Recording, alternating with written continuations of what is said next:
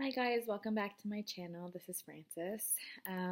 Today I really want to talk about mental health, and I think it's a huge topic that I'm really going to have to cover multiple times because it's a very diverse and very intricate topic to talk about.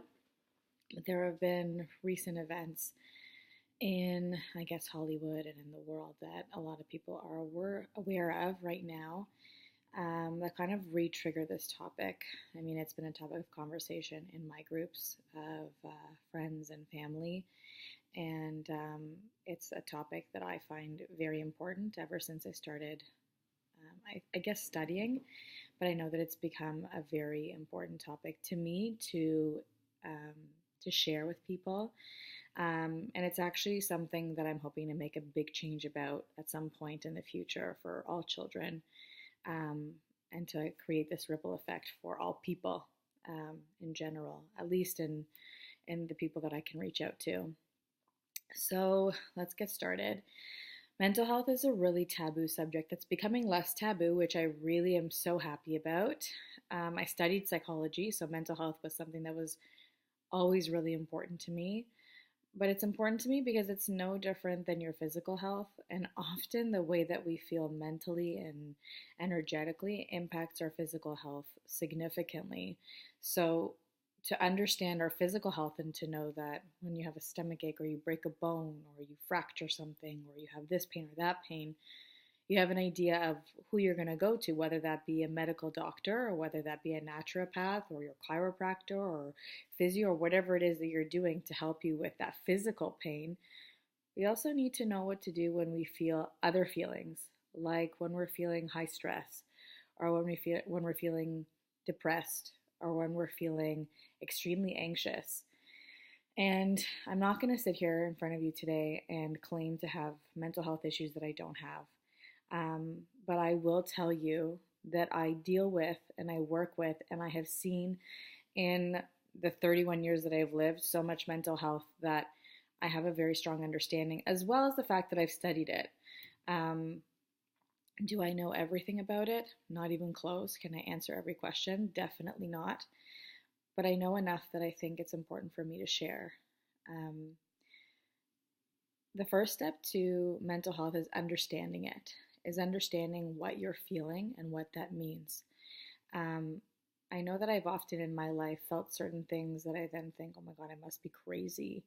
And I know that other people around me have felt that they cannot necessarily share how they felt because it's wrong to feel that way, or it's not good, or people are going to put me in a padded cell, or lock me in a hospital, or whatever it is. And that's not how mental health really works. It is so important that if you are feeling a certain way, I want you to take a moment right now to really check in with yourself and how you're feeling. And maybe right now you're feeling great, but maybe yesterday or tomorrow or 5 weeks from now or 3 years ago or in 10 years you'll feel something. And I want you to really know that checking in with yourself is really important. So take a moment to check in with yourself and how you're feeling, not only in your body, not only in your brain, but your whole being. You might carry areas of tension. You might feel very sad. You might feel alone. You might feel alone in a crowded room. You might feel like you can't get through the day. You might feel like today was an amazing day, but yesterday was really hard. And there are a million variations, more than a million, that you could really be feeling. And I want you to check in with what that is today. And I want you to think about who in your life that you have that you can turn to. Do you have someone that you can talk to when you are having a really horrible day? Not a bad day, not I'm tired today or I'm groggy. It's I'm having a horrible day and I don't know that I can handle what I'm feeling inside or what I'm thinking in my brain. Having somebody that you trust is so important. And if you don't have that, I want you to try to find somebody in your life that you feel comfortable to share your innermost thoughts with. And that might take time to build, and that's okay. Some people don't feel comfortable sharing their innermost thoughts with anyone. I know that I'm not that way. I'm a very open person, but I know that other people have a lot of trouble digging in there and really talking about not what sits in here, but what sits inside here, which you've been carrying for years or which you've been carrying for hours or even minutes. Sometimes something happens instantly, and I'll call the person that I know I can call, and I have to find a way by speaking about it, by letting it out energetically and just mentally. I'm able to work it out with that person. And maybe I can't work it out with that person at that moment, but at least I've released it. So the first step for yourself is to make sure that you have a go-to person. And if it's not a person in your life that naturally exists in like a family member or friend form, maybe you want to hire someone like a therapist or a healer or a psychologist if you feel that that's the appropriate way for you. I know that I've worked with different professionals. I've worked with social workers. I've never seen a psychologist, but I work very closely with them in my field. And I highly recommend them depending on what the issue is that you're dealing with.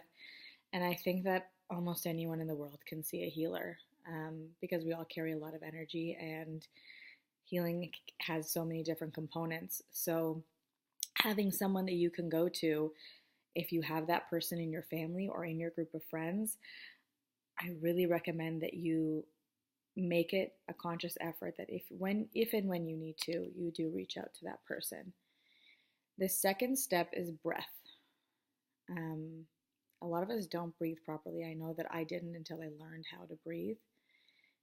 And in yoga, they talk about breath, and practices like yoga actually help with that as well.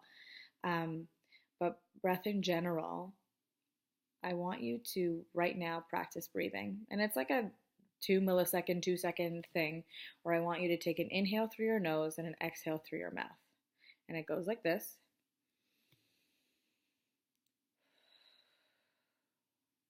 That's a strategy I teach my daughter. I teach every single child that I come in contact with.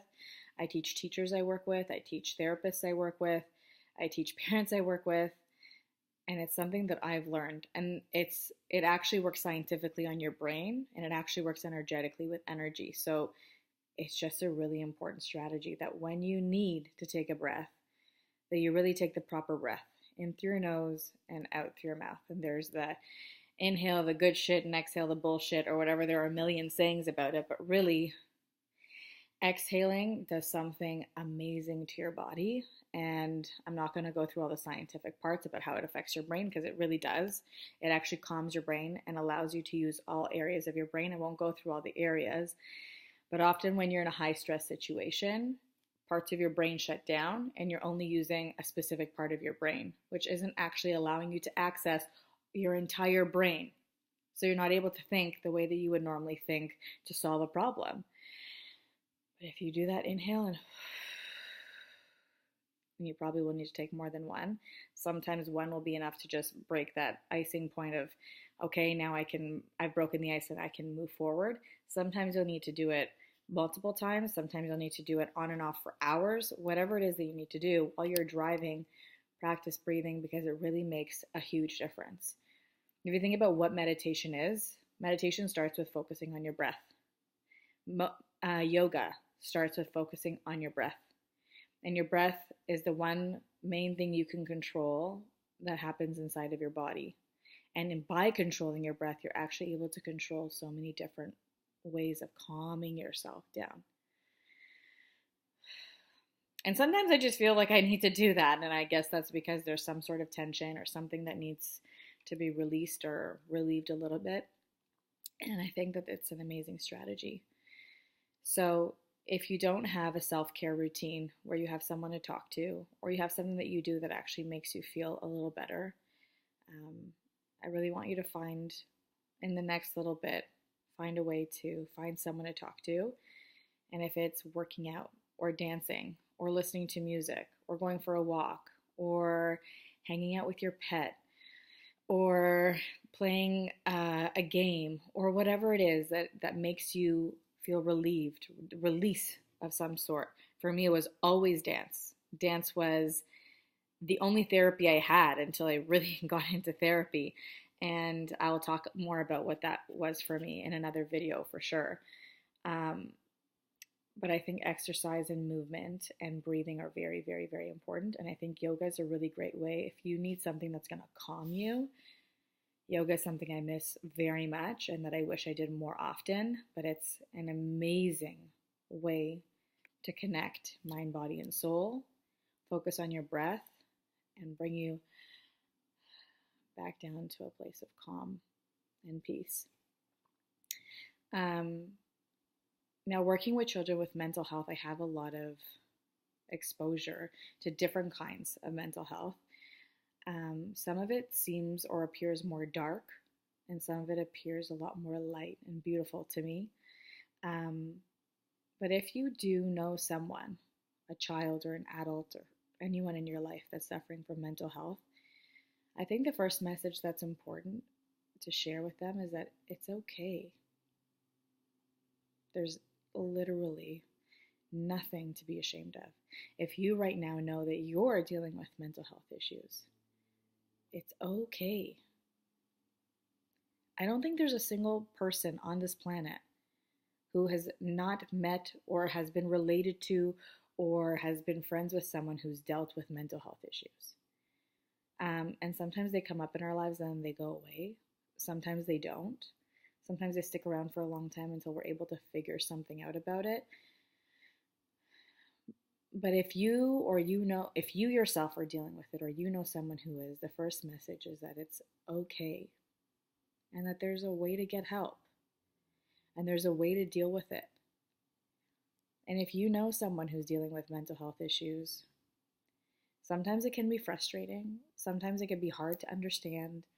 Sometimes you don't know if you're going to make it worse or better, or you don't necessarily know how you're handling it. But start with your heart. Listen to your gut and to your intuition.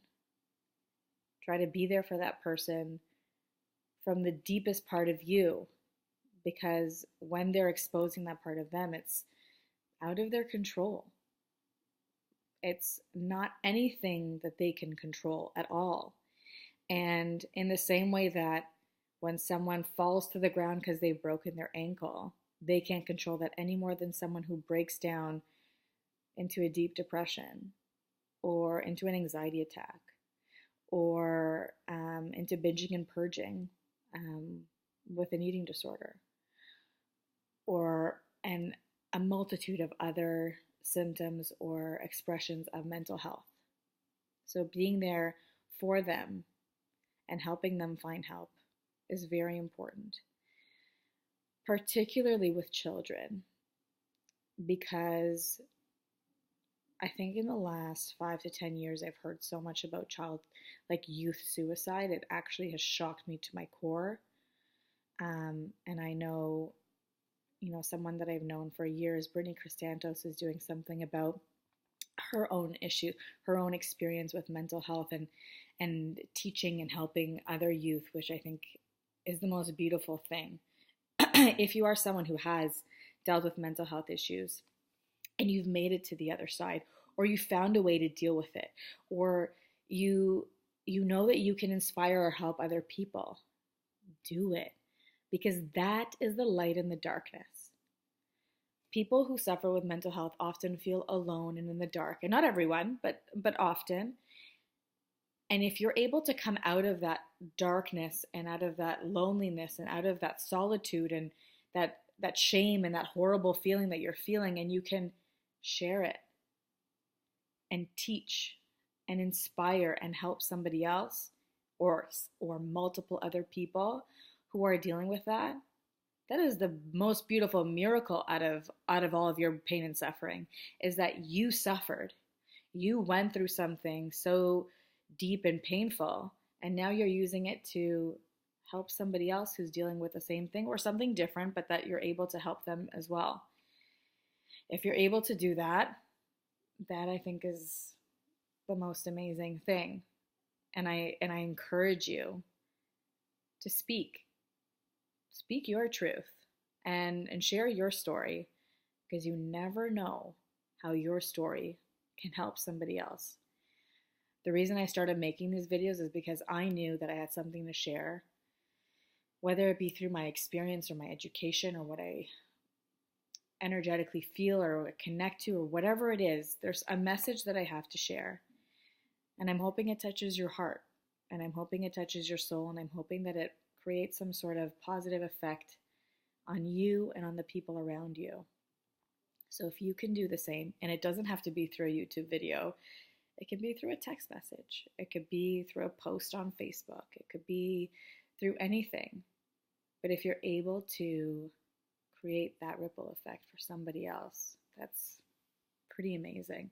And I do have a video on ripple effects if you want to check my channel. And it kind of just talks about the effects of our behaviors. But back to mental health, I think the very first thing kids need to understand is that it's okay to feel how they're feeling. Like last night, my daughter was very upset. She was overtired. She didn't want to eat, and she was throwing a tantrum. And my husband just said to her, it's okay that you're upset. You have every right to be upset. And when I heard him say that, I was like, yes. And that's an important message. Whatever you are feeling, you have every right to feel, and it's okay that you feel that way. But let's find a good way for you to deal with that. Let's find a way for you not to have to live feeling this if this is something that you're suffering with. And there are ways to deal with that. So it's okay, I think, is the very first message. I'm here, you're not alone, is the second message. Let's breathe together. Let's try to exhale some of that and inhale what you need and exhale some of what you don't. And let's try to work through this together. And it's a strategy I teach therapists as well. Sometimes that, like a kid's going through something really intense and, you just put your hands on them and you say, I understand you're upset. You're not alone and I'm here with you. We can do this together. Because often when you're in that state, you feel very alone. So a concept that's been pretty relevant in my life in the last little while is a shot in the dark. And I think everyone goes through times when they feel they're in darkness, or they're going through a lot and they can't find the door that they need to open, or they don't know what they have to do, or they feel lost or alone or confused, and you feel isolated and you feel like you're covered by darkness. But there's a shot in the dark. There's a light in the darkness. We just have to find it. And having hope and faith that you will find it is really hard to do when you're in a very dark place, which is why I think it's important to have someone to support you through that. I know I've had people in my life who've really helped me find the light in the darkness, or realize that I am the light in the darkness, or that I can be the light in the darkness. And the truth is that deep down, all of us have the light in our own darkness. We all carry it with us. We just have to find it. So, although this wasn't a video on education for mental health, I think this is more a video just about how to understand how to be there for yourself or somebody else who's dealing with it. Don't let it drag out too late. And know that, actually, one thing that I think is important for me to say is that if you do know someone who is suicidal, and what does that mean? It means they've communicated that they want to commit suicide or that they want to end their life. You need to find out if they have a plan, if they have a plan of action. Do they have a plan of action or not? Do they have how they want to do it, where they want to do it, when they want to do it? If they don't have any plan of action, you still have time to work with them. If they have a plan of action, they need help because now they're a danger to themselves. And what do you do to help someone who's in that state is you have to intervene. And you don't have to intervene by physically being the person who's there to stop it. You can physically be the person to help them try to understand that there's another way. But I do know that a psychologist who I work closely with, who I respect tremendously, once told me that most people don't know you're supposed to call an ambulance, call 911. And that person has to go to the hospital, and in the hospital they won't allow them to do that, and they will get them mental health help. if you know someone who can help them that you have access to, it could be anyone from a healer to a psychologist to a social worker to a family member.